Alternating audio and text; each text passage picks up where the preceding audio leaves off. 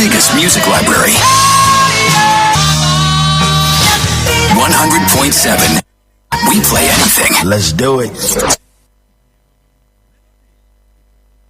Melody 100.7 FM. News on Melody 100.7 FM Ibadan.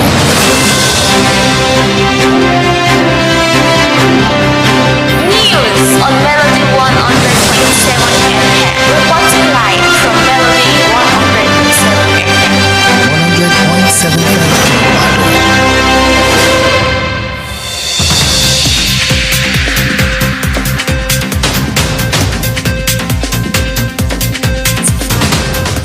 In the month of March 2026. Good day, welcome to Newsline and Melody 100.7 FM here in our United Kingdom studios. I am Elizabeth Awoku. Let's dive into the headlines. FG approves 100% gratuity for retiring civil servant. FG tightens academic record verification to curb certificate fraud. Makinde urges his appointees to begin 2027 election preparations, raises concerns over Electoral Act.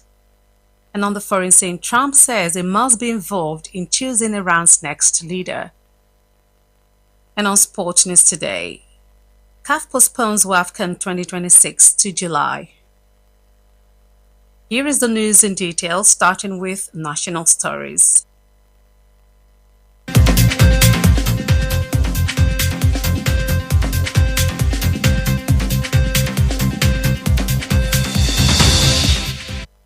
The Federal Executive Council has approved the implementation of a transformative exit benefit scheme that grants retiring federal civil servants a gratuity equal to 100% of their total annual emolument. Effective from 1st of January 2026, the scheme marks a significant milestone in the federal government commitment to strengthening the welfare framework of the civil service, ensuring officers with a minimum of 10 years of service retire with dignity and financial security. This was disclosed in a statement signed by the Director of Public Relations, Office of the Head of Civil Service of the Federation, Ena Olotu.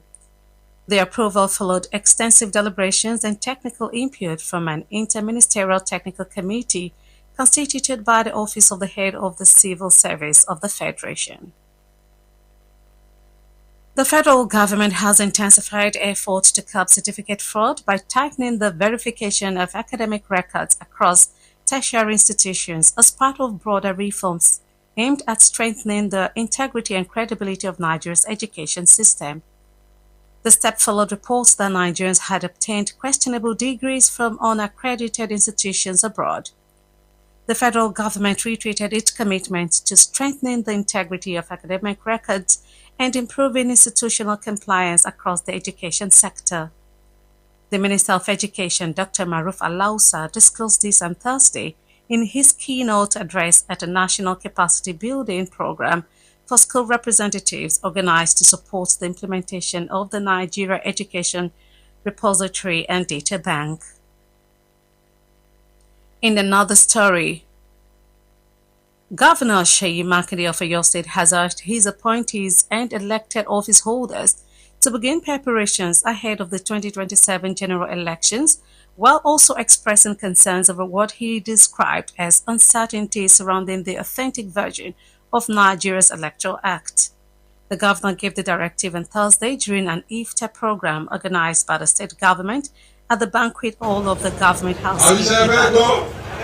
Makinde told political office holders under his administration that they now have his approval to begin political mobilization, including the mounting of campaign billboards and banners across the state.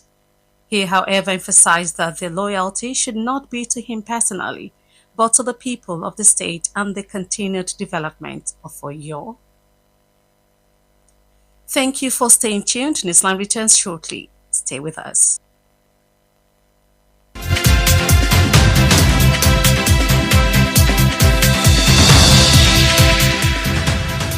Melody 100.7 FM.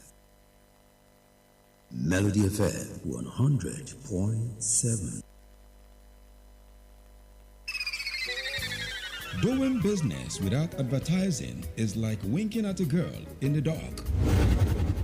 Do not be like a potential bachelor who is busy cutting an eye for a beautiful lady in a very dark room. Give your business the much needed publicity it deserves. Come do business with us by advertising your goods and services on Melody 100.7 FM Ibadan, and let's use our platform to uplift your own. Advertise with us by contacting our marketing department at number 2 MB Makpaderun Street, Bodewasimi, Basharun, Ibadan, Oyo State, Nigeria. Telephone 0915 500 107. That is 0915 500 1007. You can also follow us on all our social media platforms at Melody 107 FM. At Melody FM Ibadan, we help make your business to blow. Yaga yaga. Melody FM, your real home of entertainment. Stay cool, stay cool. This melody. Melody 100.7 FM.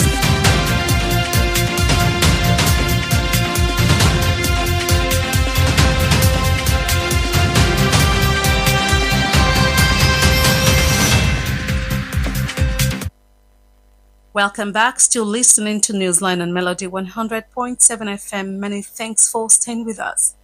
The news continues, and straight to the business story.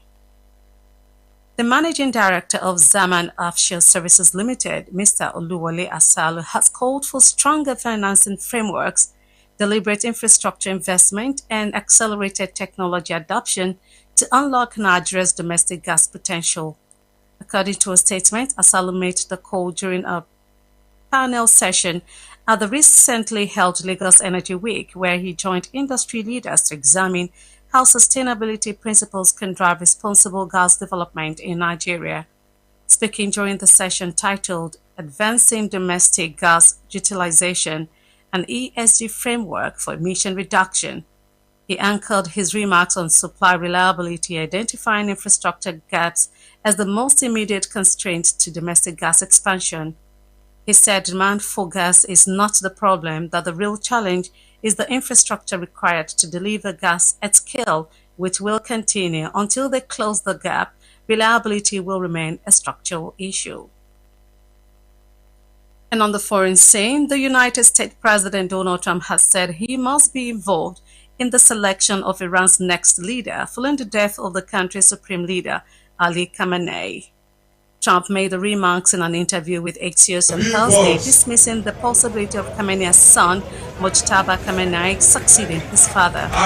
He said they are just wasting their time, that Khamenei's son is a lightweight. Trump said he must be involved in the appointment, like with Delcy in Venezuela. The U.S. president was referring to Delcy Rodriguez, who assumed power in Venezuela after U.S. forces captured former President Nicolas Maduro earlier this year. And straight to the entertainment news. Nigerian singer Joeboy has weighed in on the controversy surrounding South African star Tyler's victory at the Grammy Awards. The debate followed Tyler's win in the Best African Music Performance category at the 2026 Grammys, with her hit song Push to Start beating Nigerian nominees involved, including Davido, Omale, Wizkid, Ira Star, and Burna Boy. Reacting in a recent interview, Joeboy dismissed claims that Tyler did not deserve the award, stating that her win was well earned. He admitted that he had personally hoped Davido would take home the prize, but maintained that Tyler was also a deserving winner. The singer further praised Tyler's talent and dedication, noting that she is among the artists he would be interested in collaborating with in the future. Finally, on Sports News today. The Confederation of African Football CAF has officially postponed the 2026 Women's Africa Cup of Nations in Morocco, shifting the tournament from its initial March schedule to a new window between July and August. The Continental Football Governing Body confirmed the decision in a statement published on its website on Thursday, ending weeks of uncertainty surrounding the tournament. The competition, which Morocco secured the right to host in October 2024, will now run from July the 25th to August the 16th, following consultations between CAF FIFA and other key stakeholders involved in organizing the event. The tournament was originally scheduled to take place from March the 17th to April the 3rd. Before we end Newsline, here is a recap of the highlights. FG approves 100% gratuity for retiring civil servant. FG tightens academic record verification to curb certificate fraud. Makinde urges his appointees to begin 2027 election preparations, raises concerns over Electoral Act. And on the foreign scene, we told you Trump says he must be involved in choosing Iran's next leader. And finally, on sports news today, we also told you CAF postpones WAFCON 2026 to July. We've come to the end of Newsline on Melody 100.7 FM. Kindly join us on all our social media platforms for more news stories and excellent programming. Newsline was compiled and produced by Kudirat Hakima Pampa and Bobola Egunfemi. Edited by Eyitayo Olushola. I am Elizabeth Awoku. Please stay tuned for the Yoruba version of the news shortly. Good afternoon. Thank you for listening and thank God it's Friday.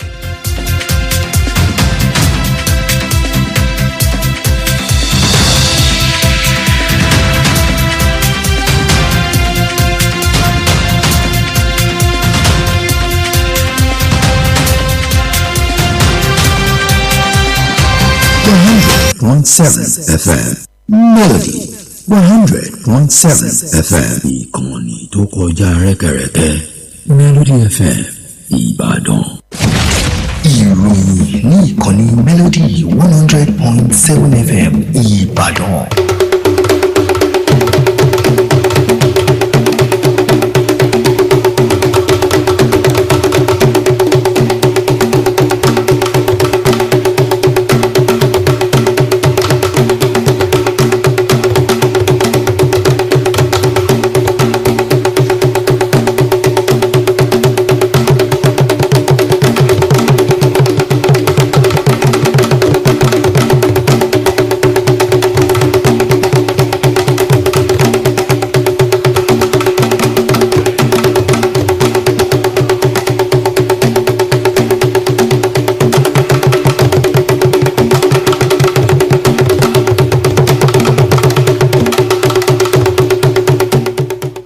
Mo kí yín ẹ káàsán àsìkò ọ̀la Jímọ̀ ọ̀pọ̀ rẹ̀ láòṣù àkójọpọ̀ ìròyìn ló ń dé sí etí ìgbọ̀nyìn láti ìkànnì Melody 100.7 FM Ìbàdàn. Adenike Adesoye lóníròyìn ṣáájú ẹgbẹ́ kókó oníròyìn náà.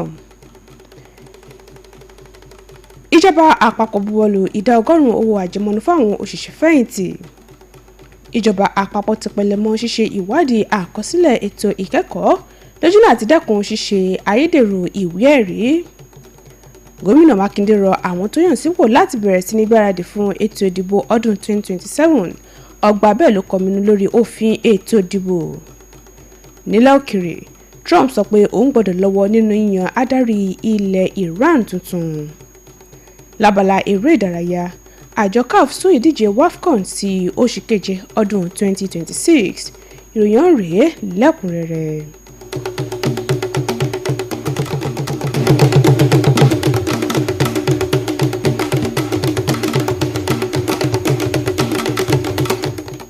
Ìgbìmọ̀ aláṣẹ ìjọba àpapọ̀ ti buwọ́lù ṣíṣe àmúṣe ètò àǹfààní èyí tí ó mú kí àwọn òṣìṣẹ́ ìjọba kó lè máa tẹ́wọ́ gba owó àjẹmọ́nú ìdá 100% owó tí wọ́n ń gbà lọ́dún bẹ̀rẹ̀ láti ọjọ́ kìíní oṣù kìíní ọdún 2026.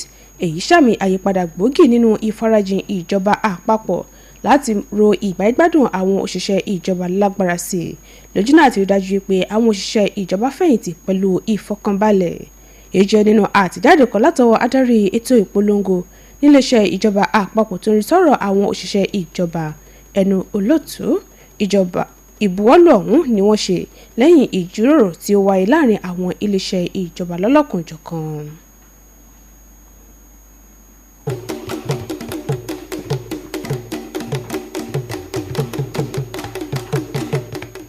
Ẹ̀wẹ̀, ìjọba àpapọ̀ ti tẹpẹlẹ mọ́ akitiyan rẹ̀ láti fòpin sí ṣíṣe ayédèrú ìwé ẹ̀rí nípa ṣíṣe ìwádìí ètò ìkẹ́kọ̀ọ́ káàkiri àwọn ilé ẹ̀kọ́ gíga gẹ́gẹ́ bí ara àtúntò tí ó wà láti ro ètò ẹ̀kọ́ ilẹ̀ Nàìjíríà lágbára sí i. Ìgbésẹ̀ yìí wáyé lẹ́yìn ìròyìn wípé àwọn ọmọ ilẹ̀ Nàìjíríà kan gba ìwé ẹ̀rí láwọn ilé ẹ̀kọ́ tí kò rẹ́sẹ̀ walẹ̀ nílẹ̀ òkèrè. Ìjọba àpapọ̀ tẹnumọ́ ìfarajìn rẹ̀ láti ro jíjẹ́ òótọ́ àkọsílẹ̀ ètò ẹ̀kọ́ lágbára sí i. Mínísítà fún ètò ẹ̀kọ́ ọ̀mọ̀wé Maruf Aláùsá sọ ọ̀rọ̀ yìí di mímọ̀ lánàá nínú ọ̀rọ̀ rẹ̀ níbi ètò kan tó wáyé fáwọn aṣojú ilé ẹ̀kọ́ gbogbo.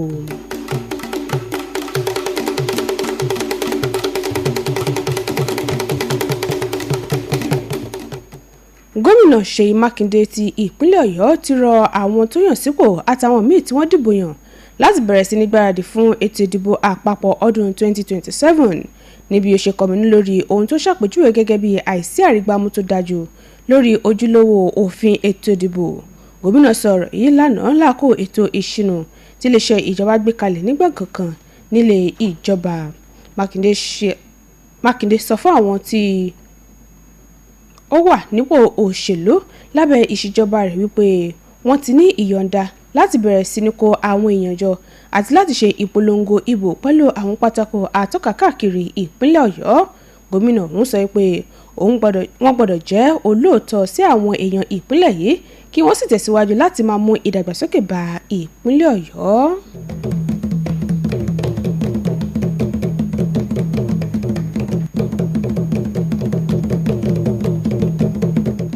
Àkójọpọ̀ ìròyìn lẹ́ ń gbọ́ lọ́wọ́ láti ìkànnì Melody 100.7 FM Ìbàdàn. Ìròyìn tẹ̀síwájú láìpẹ́. Melody FM Báṣọ̀run nìbàdàn ó kọjá bẹ́ẹ̀. Níbo lò ń lọ? Mo ń lọ kéde ọjà mi ní rédíò kan bẹ́ẹ̀ ni. Níbo? Má wulẹ̀ dákọ̀, má sunwó náà. Ibi táyé kọjú sí ni ó kọjú sí. Polówó ọjà rẹ ní Melody 100.7 FM. Àtàjèrè ló sì máa ta. Polówó ọjà ní Melody. Sanwó polówó ọjà sí Melody. Jẹ́ kí wọ́n lò ní Melody. Kọjá ló sì máa ta ní wàrà wàrà. Ẹ kàn sí ẹ̀ka ìpolówó ọjà wa níléeṣẹ́ wa tó wà ní ojúlé kejì MB Mápàdérun Bódè Wàásìmí Báṣọ̀run Ìbàdàn.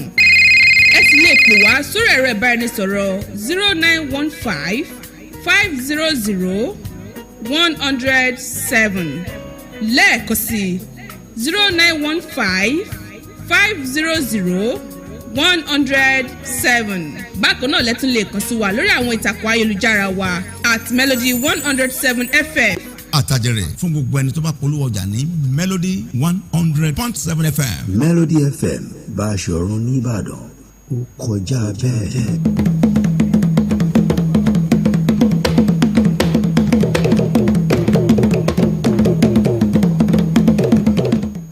Ẹ káàbọ̀ padà. Àkójọpọ̀ ìròyìn tẹ̀síwájú. Lábala okòwò, ọ̀gá àgbà iléeṣẹ́ Zaman Offshore Service Limited ọ̀gbẹ́ni Olúwọlé Àṣàlù ti pè fún ìlànà ìṣúná tó kúnjú òṣùwọ̀n, ìdókòwò sí ẹ̀ka ohun amáyédẹrùn àti fífàyè gba ìmọ̀ ẹ̀rọ lójúnà àti fẹ àǹfààní afẹ́fẹ́ gáàsì ilẹ̀ yìí lójú sí i. Gẹ́gẹ́ bí àtìjáde kan ṣe sọ, Àṣàlù sọ ọ̀rọ̀ yìí láàkó ọ̀sẹ̀ ohun afúnilágbára ìpínlẹ̀ Èkó níbi tí ó ti darapọ̀ mọ́ àwọn adarí iléeṣẹ́ láti ṣe àgbéyẹ̀wò bí ìdàgbàsókè yóò ṣe dé bá afẹ́fẹ́ gáàsì lórílẹ̀‐èdè yìí.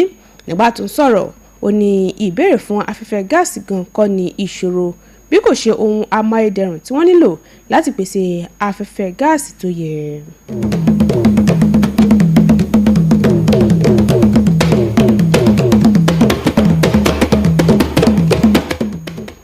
Nílẹ̀ òkèrè, ààrẹ ilẹ̀ Amẹ́ríkà Donald Trump ti sọ wípé òun gbọ́dọ̀ lọ́wọ́ nínú yíyan adarí ilẹ̀ Iran tuntun lẹ́yìn ikú adarí orílẹ̀-èdè ọ̀hún Ali Khamenei. Trump sọ ọ̀rọ̀ yìí láàkó ìfọ̀rọ̀wérọ̀ pẹ̀lú iléeṣẹ́ kan lánàá tó sì tako èrò wípé ọmọ Khamenei Majtaba Khamenei ni yóò gba àkóso. Ó ní wọ́n kàn fi àkókò wọn ṣòfò ní látàrí wípé ọmọkùnrin olóògbé ọ̀hún fúyẹ́ jọjọ. Trump ní òun gbọ́dọ̀ lọ́wọ́ nínú ìyànsípò ọ̀hún gẹ́gẹ́ bí òun ṣe ṣe pẹ̀lú ìyànsípò Delcy Rodriguez ní ilẹ̀ Venezuela.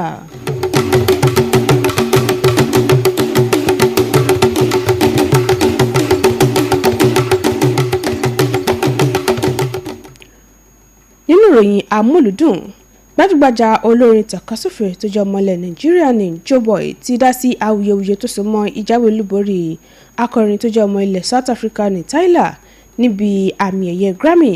Awuyewuye tí ó ti ń wáyé lẹ́yìn ìjáwé olúborí Tyler níbi àmì ẹ̀yẹ Grammy ọdún 2026 ọ̀hún ló wáyé látàrí wípé wọ́n ní kò tọ́ sí àmì ẹ̀yẹ náà tí ó gba àmì ẹ̀yẹ Grammy fún ọdún 2026 látàrí orin tó gbé jáde tó pe àkọlé rẹ̀ ní Push to Start tó sì fẹ̀yìn àwọn olórin láti ilẹ̀ Nàìjíríà bíi Davido, Omale, Wizkid, Irasta àti Burna Boy jọlẹ̀. Nígbà tó ń sọ̀rọ̀ láàkó ìfọ̀rọ̀wérọ̀ kan, Joeboy tako èrò wípé Tyler ò tọ́ sí àmì ẹ̀yẹ náà. Ó ní òun nírètí wípé Davido ni yóò gba àmì ẹ̀yẹ ọ̀hún, àmọ́ tó jẹ́ pé Tyler náà yẹ lẹ́ni tí wọ́n ń gbé àmì ẹ̀yẹ náà fún ní bó ṣe gbóríyìn fún ẹ̀bùn àti ìfarajìn akọrin ọ̀hún.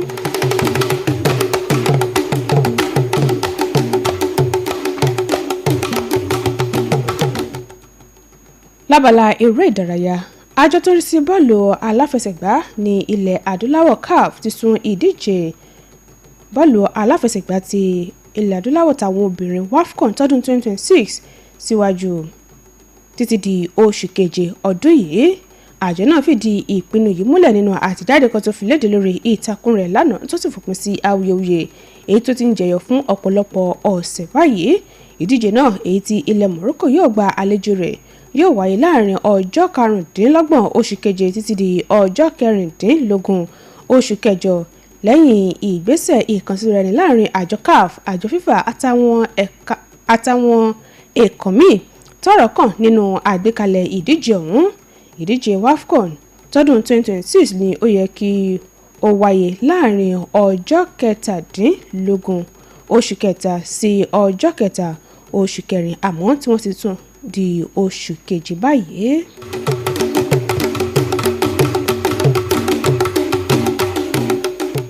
Ká tó mú ìròyìn wá sópin, ẹgbọ́n àkókò tá a mẹ́nubà lẹ́ẹ̀kan sí i.